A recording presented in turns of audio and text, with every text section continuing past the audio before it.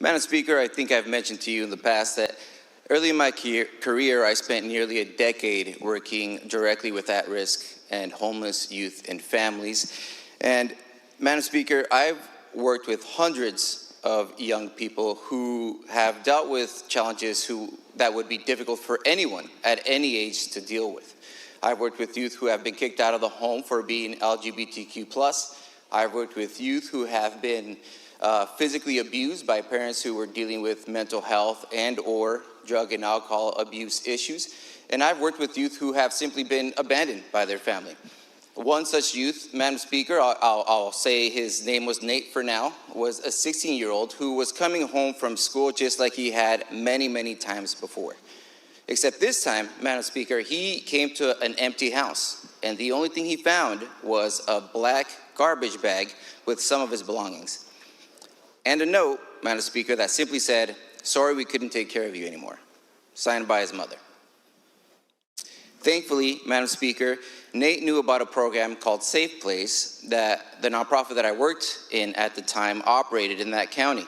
He called and we were able to go and pick him up and bring him to our emergency youth shelter. Thankfully, we had a bed open at that time. He stayed there for a few days until we were able to transition him over to our transitional living program for teens, where he was able to stay for a longer period of time, we were able to keep him safe and secure. Madam Speaker, the nonprofit that I worked for did an incredible job with many youth to make sure that they didn't become chronically homeless adults. They did amazing work developing a continuum of services by partnering with other organizations to ensure that we were able to keep youth whenever possible in the home or do family reconciliation services. I'm proud to stand in support of this bill of this budget because it supports these organizations and the workers in these nonprofit organizations that work tirelessly to make sure that we break the cycle of homelessness for these young people.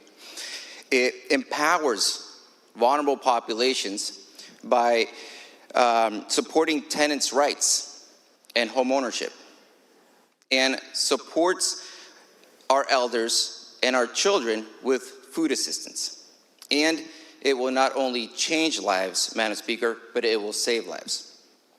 Moreover, this budget ensures that we are not only addressing our moral obligations, but it makes sound economic decisions.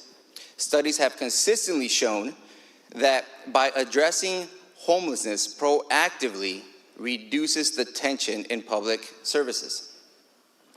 Madam Speaker, it decreases emergency room visits, it decreases interaction with law enforcement, and it decreases utilization of other crisis services that folks may need.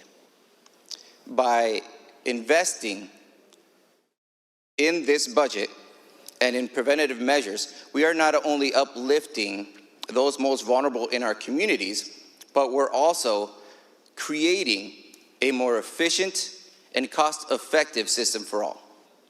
Madam Speaker, I hope that today you join me in supporting this budget because it supports the very fabric of our community and ensures that the most vulnerable in our communities are also supported. Thank you, Madam Speaker.